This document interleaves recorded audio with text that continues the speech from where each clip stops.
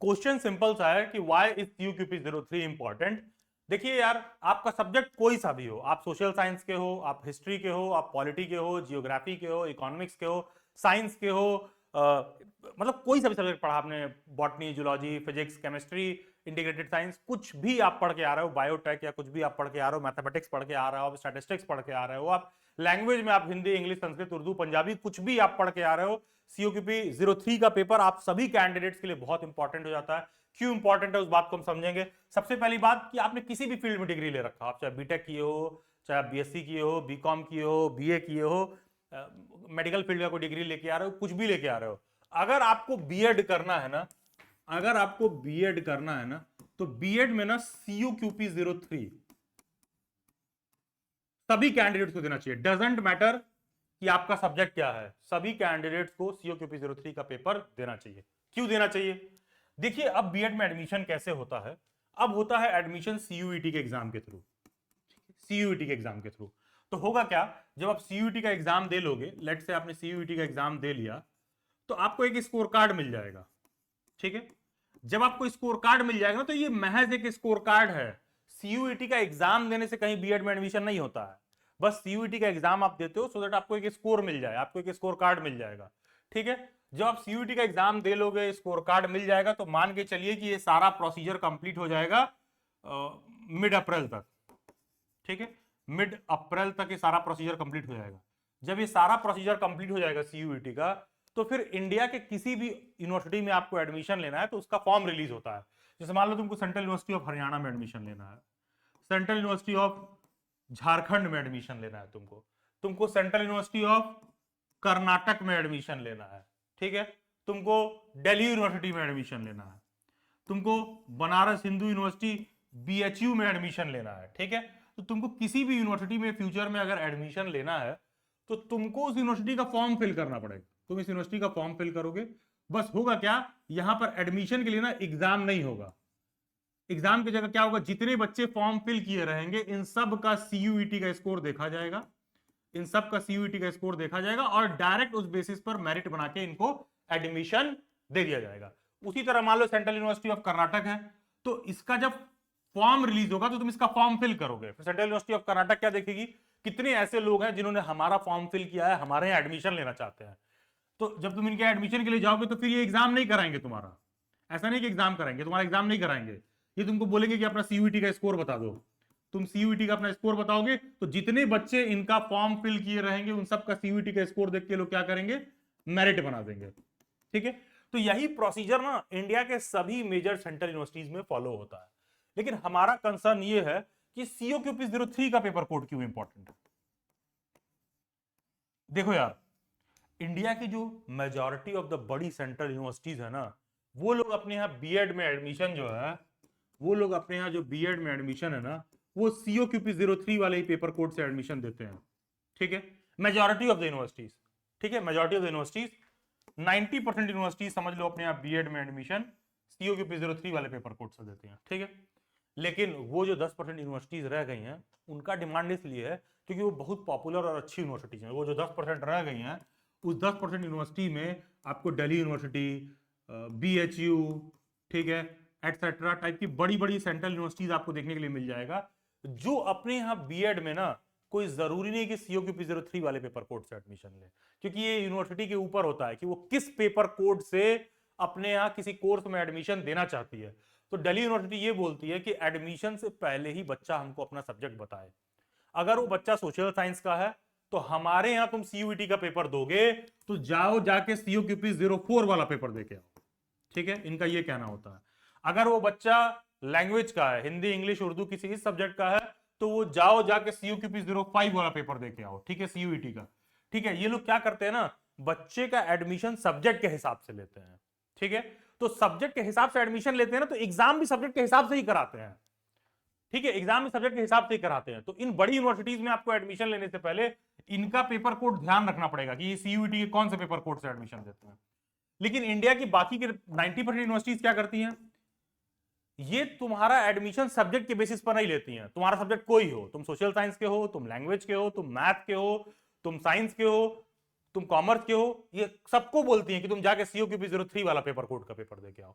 जब तुम इनके यहाँ एडमिशन ले लोगे ना, जब तुम इनके यहाँ एडमिशन ले लोगे, जब तुम्हारा इस पेपर कोड के बेसिस पर वो मेरिट बना के तुमको एडमिशन दे देंगे, जब तुम इनके कॉलेज में चले जाओगे तुम्हारा एडमिशन हो जाएगा, ध्यान दीजिएगा, जब तुम इनके कॉलेज में चले जाओगे तुम्हारा एडमिशन हो जाएगा। एडमिशन होने के बाद ये लोग सब्जेक्ट डिवाइड करते हैं।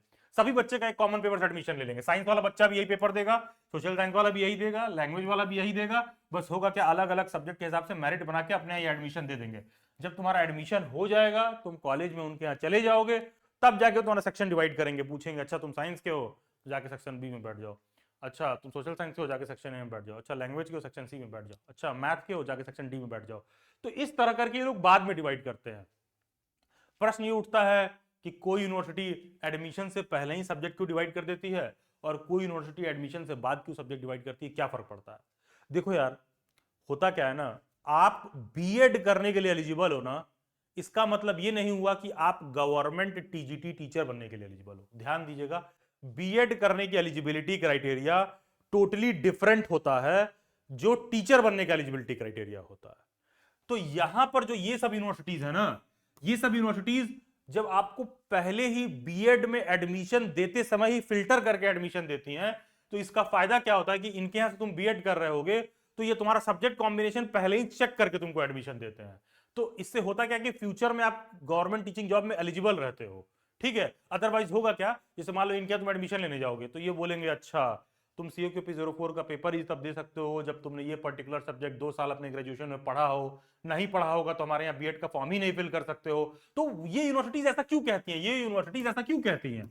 वो लोग ऐसा इसलिए कहते हैं क्योंकि आज ही तुम्हारा सब्जेक्ट कॉम्बिनेशन देख के ये ले लेते हैं तुमको, कि ऐसा ना हो कि कल को तुमको बीएड की डिग्री मिल जाए और फ्यूचर में तुम जब गवर्नमेंट जॉब का फॉर्म फिल करने जा रहे हो तो देख रहे हो तुम्हारा सब्जेक्ट कॉम्बिनेशन ही नहीं मैच कर रहा है। यहां पर ये यूनिवर्सिटीज बस इस बात का ध्यान नहीं देती हैं। इनको मतलब ही नहीं होता कि तुम क्या करके आ रहे हो, तुम बीएड करके आ रहे हो, बीएससी करके आ रहे हो, बीकॉम करके आ रहे हो, बीए करके आ रहे हो, तुम क्या बीएड में एडमिशन लोगे, तुमको बीएड का डिग्री दे देंगे, ठीक है।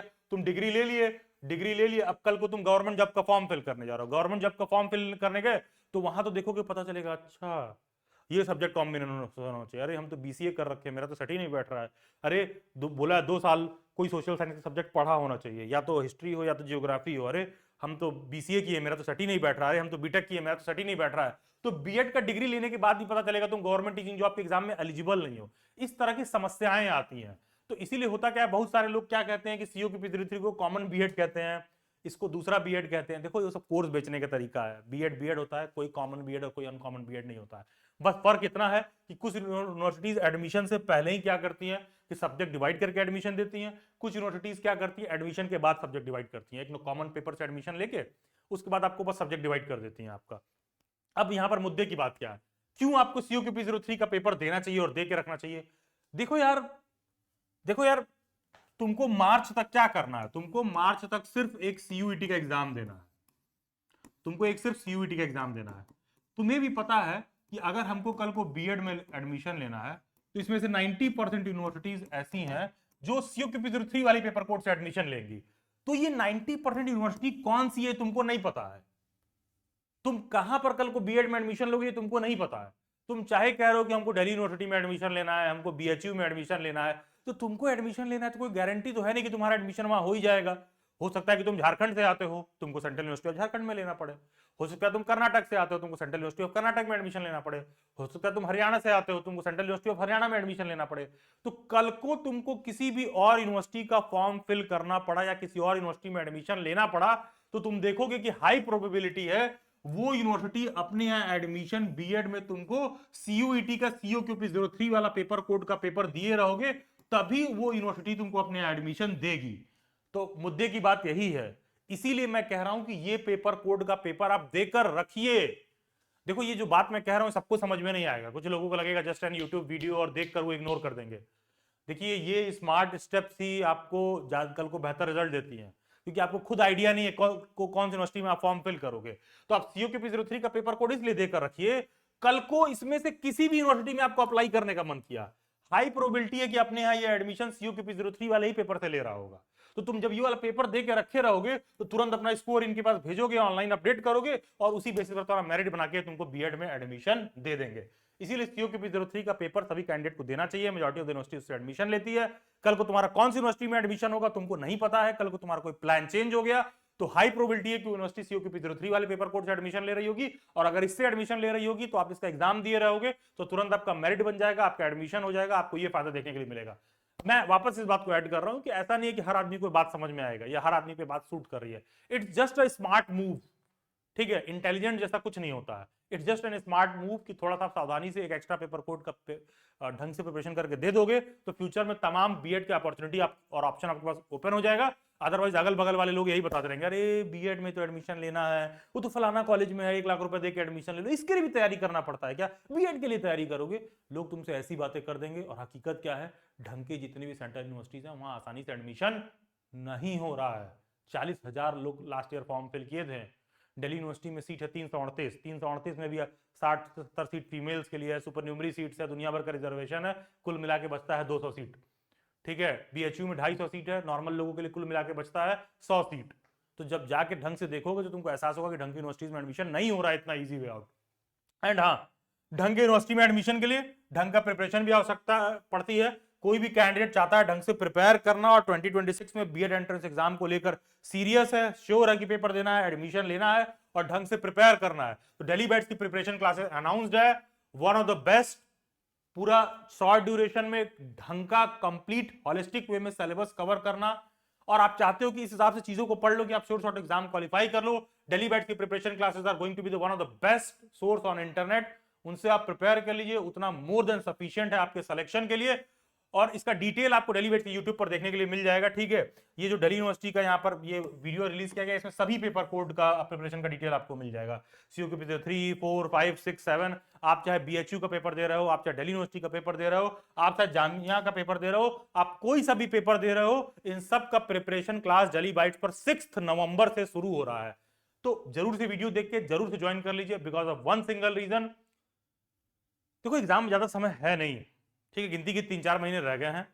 ढंग से प्रिपेयर करके आप नहीं देंगे तो एग्जाम क्वालिफाई नहीं होगा। तो जिनको भी ढंग से प्रिपेयर करना है वो जाके देख लें। प्रिपरेशन क्लासेस का डेट एक्सटेंड किया गया है, 6 नवंबर तक कर दिया गया है। जो भी कैंडिडेट्स ऐसे हैं जो दिल्ली बैट्स की प्रिपरेशन क्लासेस में ज्वाइन करना चाहते हैं, you people can join earliest possible. उस वीडियो को देखें, कंप्लीट डिटेल उसमें दिया हुआ है, उसको देखकर आप ज्वाइन कर लीजिए। एंड यस, वीडियो के डिस्क्रिप्शन बॉक्स और कमेंट में एक व्हाट्सएप और टेलीग्राम ग्रुप का लिंक दे रखा है। सभी ढंग के जेन्युइन अपडेट के लिए व्हाट्सएप और टेलीग्राम ग्रुप से जरूर जुड़ जाइए। Thank you and God bless you, best wishes.